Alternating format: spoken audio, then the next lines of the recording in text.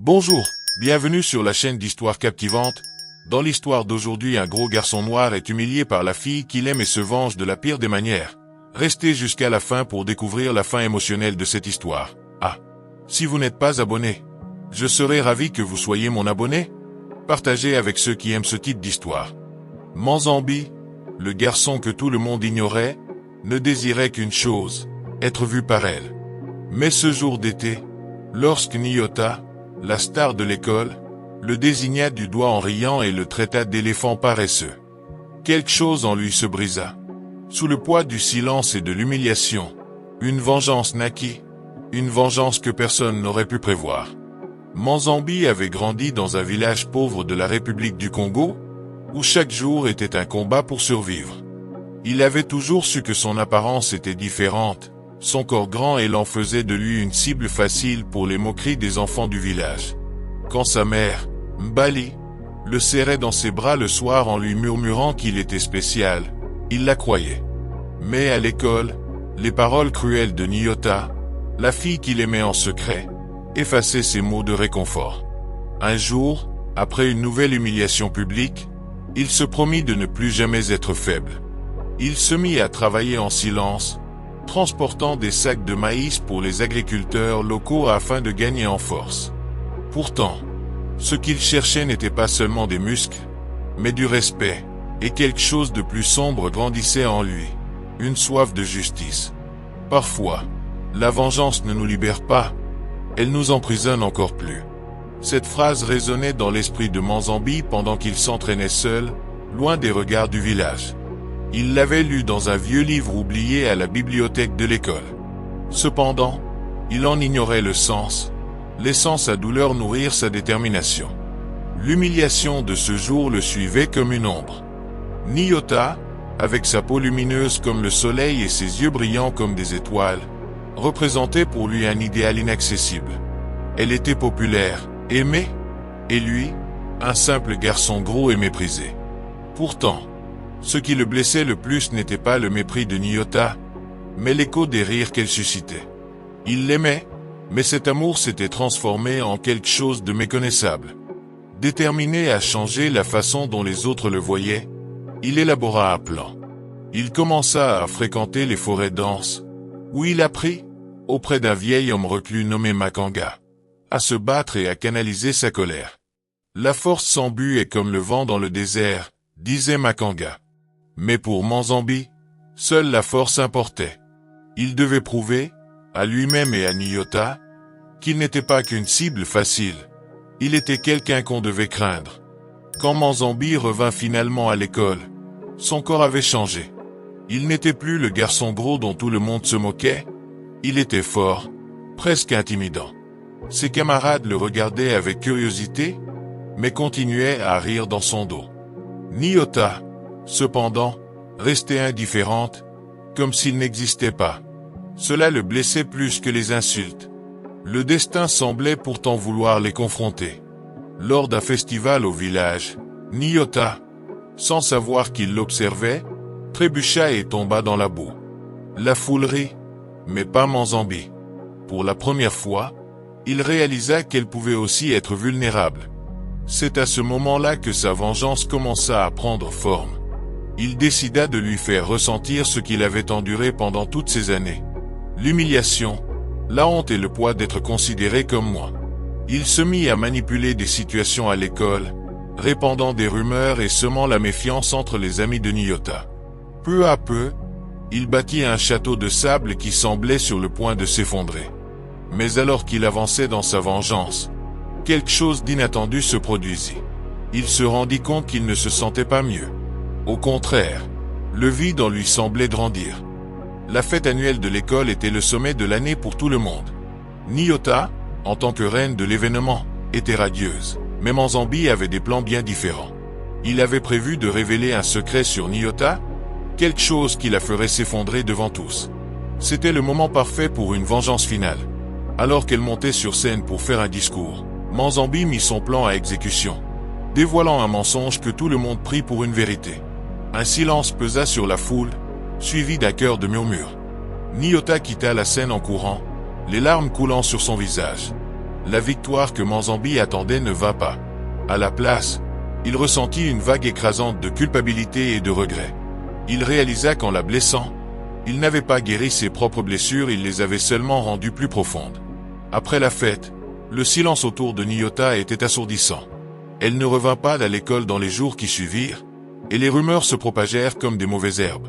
Manzambi observait tout de loin, espérant ressentir une certaine satisfaction. Mais, à la place, il ne trouva que le vide qui le consumait depuis si longtemps. Quand il croisa enfin Nyota, des semaines plus tard, ce fut par hasard, dans un marché bondé. Leurs regards se rencontrèrent, mais elle ne dit pas un mot. Son regard n'était pas rempli de haine, comme il l'avait imaginé. C'était pire, de la tristesse. À cet instant, il comprit qu'il avait détruit quelque chose de beau, non seulement en elle, mais aussi en lui-même. De retour chez lui, il chercha du réconfort auprès du vieux Makanga. « As-tu gagné ton combat ?» demanda le vieil homme, lisant la tourmente dans les yeux de Manzambi. Celui-ci ne trouva pas de réponse. Makanga l'amena devant un miroir improvisé et lui demanda de se regarder. « Ton pire ennemi a toujours été toi-même, » dit-il d'une voix ferme. Pour la première fois, Manzambi comprit qu'il se battait contre le reflet de ses propres insécurités. Déterminé à faire amende honorable, Manzambi décida de parler à Nyota. Et elle savait que les mots ne suffiraient pas à effacer les blessures, mais ils pouvaient être un début. Il la trouva au bord de la rivière où les jeunes du village avaient l'habitude de nager. Elle était seule, assise en silence. La lumière qui l'entourait autrefois semblait s'être éteinte. « Nyota, j'ai eu tort, » dit-il en s'asseyant à ses côtés. Elle ne le regarda pas tout de suite, mais lorsqu'elle le fit enfin, sa voix était froide, mais ferme. « Pourquoi m'as-tu fait ça ?» Manzambi lui raconta tout, l'amour qu'il ressentait, l'humiliation qu'il avait subie, et comment la douleur l'avait transformé en quelque chose qu'il ne reconnaissait plus. Pour la première fois, il plaira devant quelqu'un. Nyota l'écouta en silence, son expression s'adoucissant peu à peu. « Je ne savais pas que tu ressentais tout cela, » dit-elle, la voix tremblante. « Mais cela ne justifie pas ce que tu as fait. » Bien qu'elle ne le pardonna pas immédiatement, ce moment marqua le début de quelque chose de nouveau pour eux deux. Manzambi comprit qu'il devait changer, non pas pour elle, mais pour lui-même. Il promit de réparer ce qu'il pouvait et accepta que certaines cicatrices ne disparaîtraient jamais. Avec le temps, Manzambi s'impliqua davantage dans la vie du village, et dans d'autres jeunes qui, comme lui, se sentaient isolés. Il utilisa son expérience pour montrer que les mots ont un pouvoir, autant pour blesser que pour guérir. Il devint l'apprenti de Makanga, apprenant non seulement à se battre, mais aussi à trouver un équilibre intérieur. Nyota, de son côté, commença à redécouvrir sa force. Bien qu'ils ne redevinrent jamais proches, un silence compréhensif les liait, une reconnaissance des cicatrices qui les connectaient. Le pardon que Manzambi cherchait peut-être ne viendrait jamais complètement, mais il apprit que la rédemption n'était pas une destination, mais un voyage. La rivière, qui autrefois séparait les vies de Manzambi et Nyota, devint un symbole de renouveau. Ils avaient appris que le poids des mots et des actions ne disparaissait jamais, mais qu'il était possible de porter ces cicatrices comme des leçons. Manzambi, le garçon autrefois surnommé éléphant paresseux, devint un symbole de force et de transformation. Son histoire ne parlait pas de vengeance, mais du pouvoir de l'acceptation et du pardon, même partiel. Le reflet qu'il voyait dans le miroir était désormais différent, pas parfait, mais complet. Après des années de travail acharné et de dévouement, Manzambi trouva une passion inattendue dans le football. Son physique, autrefois source de moquerie, devint une force dominante sur le terrain. Il s'inscrivit à un championnat régional et attira rapidement l'attention des entraîneurs grâce à sa force et à sa détermination. Alors qu'il gagnait en compétences et en notoriété, Manzambi portait en lui le souvenir de ce qu'il avait été et des blessures qu'il avait façonnées. Chaque but était une victoire contre la douleur du passé, et chaque entraînement renforçait l'idée qu'il était bien plus que les paroles cruelles qu'il avait entendues. Nyota, quant à elle, poursuivit une vie tranquille dans le village. Elle devint enseignante et, avec le temps, commença à réfléchir sur les erreurs du passé. Chaque fois qu'elle voyait le nom de Manzambi dans les journaux, relatant ses exploits lors des championnats nationaux, elle ressentait un mélange de fierté et de regret. Il était devenu tout ce qu'elle n'aurait jamais imaginé, et elle commença à voir en lui la force qui avait toujours été là. Le destin réunit Manzambi et Nyota des années plus tard, lors d'un événement caritatif organisé dans le village par lui-même.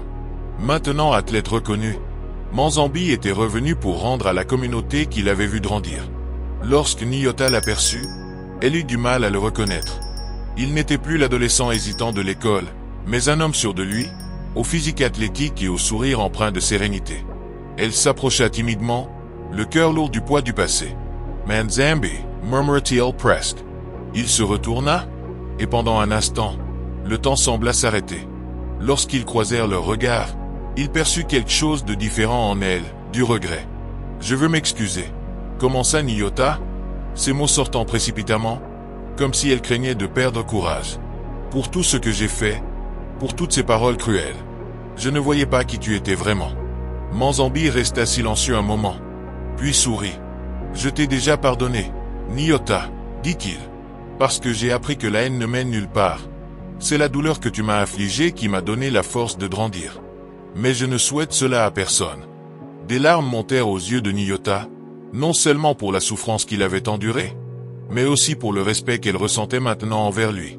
À cet instant, elle vit en lui non seulement un athlète, mais un être humain qui avait surmonté les épreuves pour devenir une source d'inspiration. Manzambi poursuivit son chemin en tant que joueur, voyageant à travers le monde et inspirant des jeunes à ne jamais abandonner face à l'adversité. Le village, qui autrefois le considérait comme un objet de moquerie, le vénérait désormais comme un symbole de résilience. Nyota, de son côté, utilisa sa position d'enseignante pour transmettre une leçon qu'elle avait apprise à ses dépens. Respectez les autres, car chacun mène des batailles que vous ne pouvez pas voir. Elle fit de sa mission de créer un environnement où aucun enfant ne subirait ce que Manzambi avait vécu. Bien que leur vie ait pris des chemins différents, leur rencontre marqua un tournant pour eux deux. Pour lui, ce fut la confirmation qu'il s'était libéré des chaînes du passé. Pour elle, ce fut l'occasion de réparer ses erreurs et de bâtir un avenir meilleur.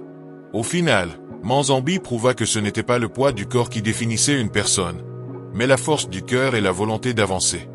Nous sommes arrivés à la fin d'une autre histoire émouvante. Que feriez-vous si vous étiez Manzambi? Feriez-vous ce qu'il a fait ou continueriez-vous votre vie? Oh! Si vous n'êtes pas encore inscrit, inscrivez-vous. Ce serait comme si vous m'achetiez un café, ce qui me ferait très plaisir et je pourrais écrire d'autres belles histoires pleines d'émotions. Laissez votre like jusqu'à la prochaine fois.